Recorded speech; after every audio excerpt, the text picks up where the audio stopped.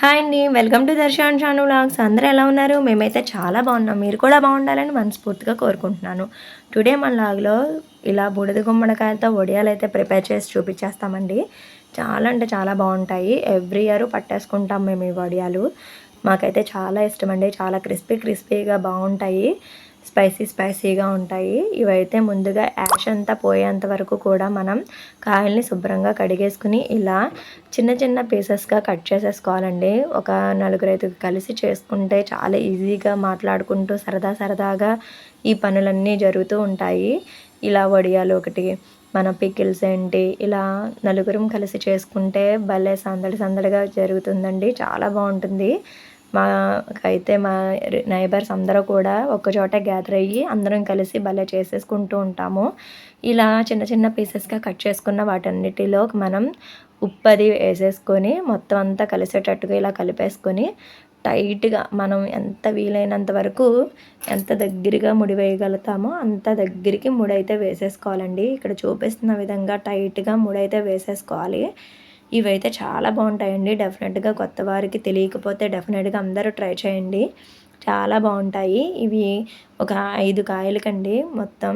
ఎంత వెయిట్ అది నాకు ఐడియా లేదు. ఎగ్జాక్ట్‌గా మా అత్తయ్య గారు అంచనా బట్టి వేసేస్తూ ఉంటారు. మేము ఏ విధంగా పట్టింది మీకు నీట్‌గా ఎక్స్‌ప్లెయిన్ అయితే చేసేస్తానండి.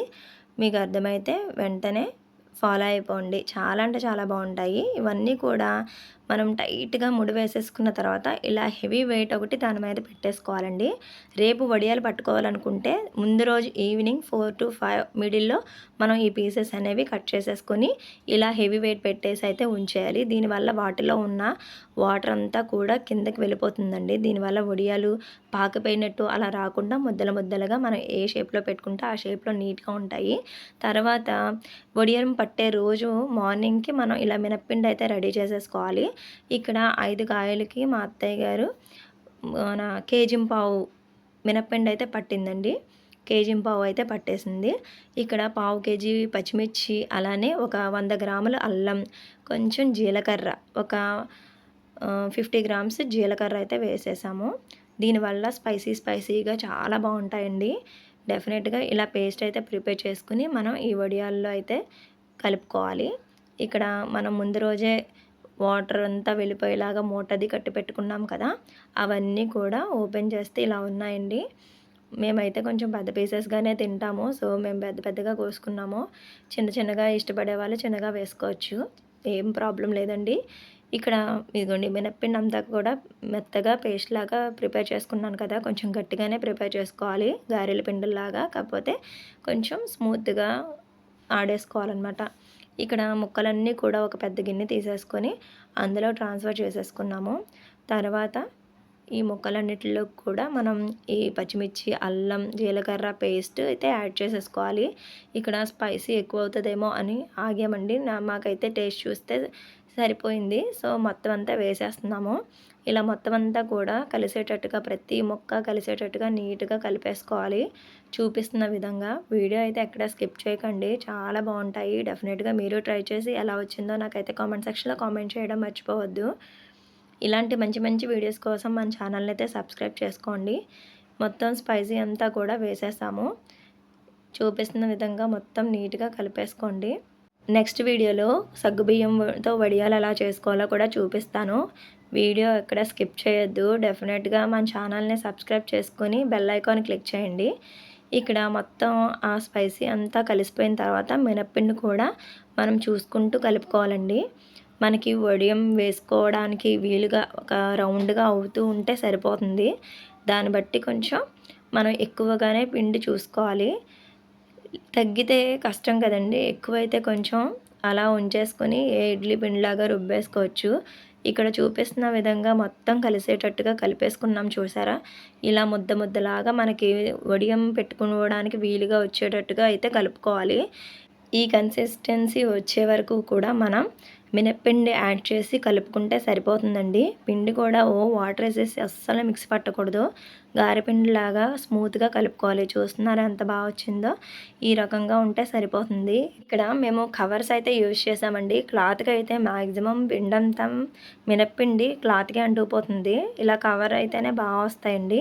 ఇలా చిన్న చిన్నగా మనం ఎంత సైజు కావాలనుకుంటే అంత సైజు ఇలా ముద్దలా చేసుకుని అలా పెట్టేసుకోవడమే. ఇవి మొత్తం ఎండిపోయేసరికి తప్పలాగా అయిపోతాయండి. మనం బాగా ఎండబెట్టుకుంటే నూనెలో వేసేసరికి పువ్వులా విచ్చిపోతుంది. ఎంత బాగుంటాయో, చాలా బాగుంటాయి క్రిస్పీగా. గుమ్మడికాయ కూడా చాలా హెల్త్‌కి మంచిదండి. అందుకేనేమో పూర్వం ఇలాంటివన్నీ మనకి అలవాటు చేశారు. మామూలుగా తినాలంటే తినలేం కదండీ! బూడిద గుమ్మడికాయ ఇవన్నీ కనీసం ఈ వడియం రూపంలో అయినా తింటే మనకి అంతా హెల్త్‌కి మంచిదని చెప్పేసే ఇలాంటివన్నీ ప్రిపేర్ చేశారేమో అని అనిపిస్తుంది నాకైతేని. ఇవి పప్పుచారుల్లోకి, పప్పులోకి చాలా బాగుంటాయండి. పులుసు కూరల్లోకి కూడా ఎక్సలెంట్‌గా ఉంటాయి. ఇదిగోండి మొత్తం అంతా కలిసి మా నైబర్స్ అందరం కలిసి ఒక నలుగురు, ఐదుగురు కలిసి చేసుకుంటే ఇలాంటివి చాలా ఈజీగా అయిపోతాయి. ఆడుతూ, పాడుతూ సరదాగా ఉంటుంది. మాట్లాడుకుంటూ భలే చేసేసామండి మేమైతేని. మీకు ఈ వీడియో ఎలా అనిపించిందో నాకైతే కామెంట్ సెక్షన్‌లో కామెంట్ చేయడం అస్సలు మర్చిపోవద్దు. ఇలా మొత్తం అన్నీ పట్టేసుకుంటున్నామండి. మొత్తం మాట్లాడుకుంటూ నీట్‌గా ఒక్కళ్ళు ఒక సైడ్ నుంచి పెట్టుకుంటూ వచ్చేస్తున్నాము. అలా మొత్తం అంతా ఒక కవర్ అయితే ఫుల్ అయిపోయింది. నెక్స్ట్ ఇంకో కవర్ కూడా కొంచెం పట్టినియండి మాకైతేని. ఇవి ఈవినింగ్ వరకు కూడా ఇలాగే ఉంచేసాం. మంచి ఎండలో పెట్టేసామండి ఇవి. అలా ఒక నెక్స్ట్ డేకి మేము తీసేయడం అయితే జరిగింది. ఇదిగోండి ఈవినింగ్‌కి ఇలా అయితే అయినాయండి. మొత్తం పైనంతా కూడా ఎండిపోయినాయి. అదిగోండి మొత్తం అంతా ఎండిపోయింది. మధ్యలో కొంచెం పచ్చుంది. అందుకే ఇంకా ఆ రోజంతా మేము ఇలా ఉంచేసాము. పైన ఒక క్లాత్ అయితే కప్పేసామండి నైటు. పైనే ఉంచేసాం కదపడం ఎందుకులే అని చెప్పేసి ఒక క్లాత్ అయితే కప్పేసి అలా ఓవర్ నైట్ ఉంచేసి నెక్స్ట్ డే మార్నింగ్ మళ్ళీ ఆ క్లాత్ తీసేసి ఆ డే అంతా కూడా మేము ఎండబెట్టడం అయితే జరిగింది. మూడో రోజు మొత్తం అన్నీ కూడా తీసేసి రివర్స్‌గా ఎండబెట్టామండి. ఇదిగోండి ఇలాగా. చాలా బాగా వచ్చేసినాయి మాకైతేని. చూడండి ఎంత బాగున్నాయో. మొత్తం అంతా కూడా ఇలా రివర్స్ చేసాము. పై వైపున ఎండిపోద్ది. లోపల వైపు కొంచెం పచ్చది ఉంటుంది కదండీ! అది కూడా ఆరిపోయేంత వరకు కూడా మనం ఎండబెట్టేసుకోవాలి. ఇలా 4-5 డేస్ అయితే కంపల్సరీ ఎండబెట్టుకోవాలండి. కవర్ మీద తీసేసి ఏదైనా ప్లేట్లు అలా వేసుకొని పెద్ద బేషనీలలాగా ఎండబెట్టేసుకోవచ్చు. చాలా బాగుంటాయి. డెఫినెట్‌గా మీరందరూ ట్రై చేయండి. మొత్తం అన్నీ కూడా నీట్‌గా ఉన్నాయి. నెక్స్ట్ మరొక మంచి వీడియోలో కలుద్దాం. Bye bye.